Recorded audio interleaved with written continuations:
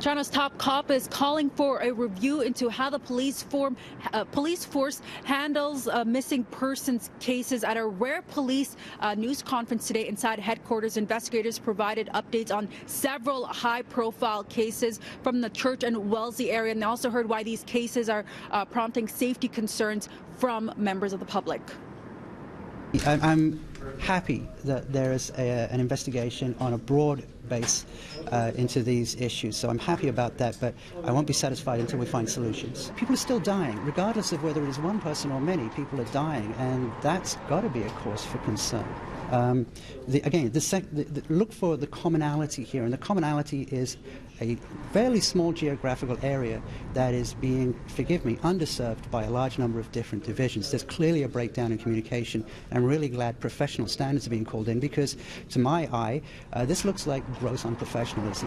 What concerns do you have in terms of how police are responding to missing person cases? Well, the concerns have been well expressed that there is a lack of urgency placed in the early stages, and as a result of that, time is lost when either the person could be discovered and perhaps healed or restored to life, or at least that the perpetrator could be found.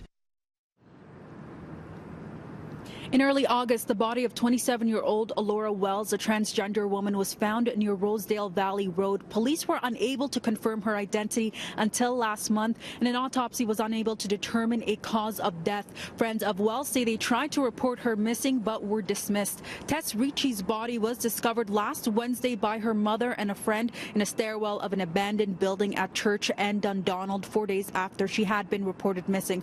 Her case is now being investigated by homicide. Chief Saunders announced today he has ordered a review of how these missing person cases were handled by the force. We take each and every one of them seriously. However, whenever we do see that there are things that need to be improved upon, then we take these opportunities to do just that. And in this particular instance, I think that there are opportunities for us to learn, to grow, to develop. And so a lot of our procedures are learned from unique circumstances that have happened.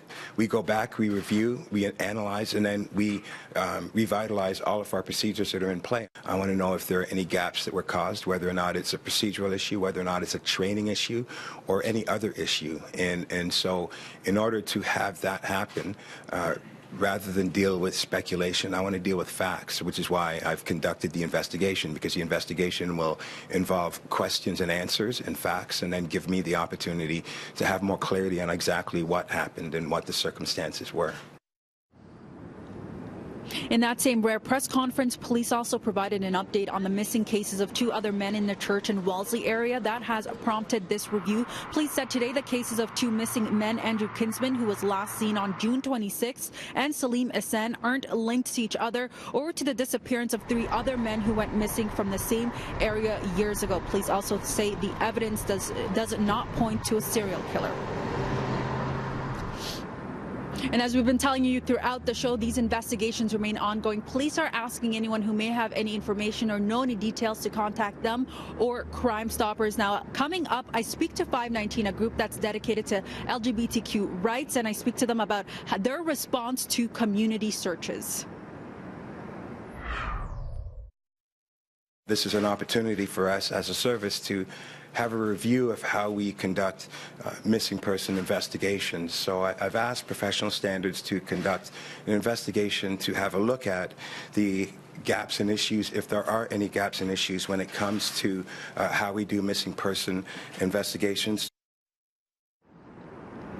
That was Police Chief Mark Saunders earlier today announcing there would be a review into how the police force handles missing persons cases. This review was prompted after there were concerns surrounding 4 separate missing persons cases this year in the Church and Wellesley area, including the deaths of 2 women, one of which was Alora Wells. She's a transgender woman, and friends of Wells, a 27-year-old, say they tried to report her missing, but they were dismissed. Tonight, they say there needs to be more to strengthen the relationships between police, the community, and community organizations like the 519. It's an LGBTQ advocacy group who today tells us they're also looking to review and look into how they're responding to community concerns like these.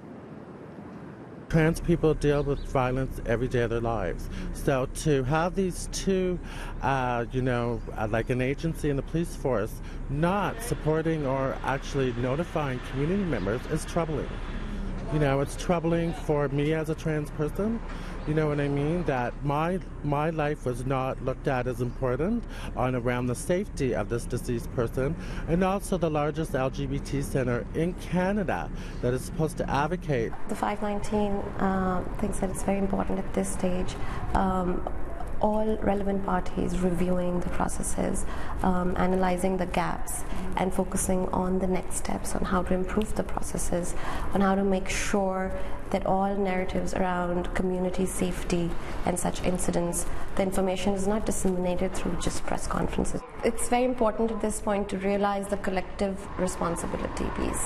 And I do feel that a lot of gaps are in that when it comes to working together with other community partners and working with the police and having modes of communications and protocols that share information responsibly, but in time.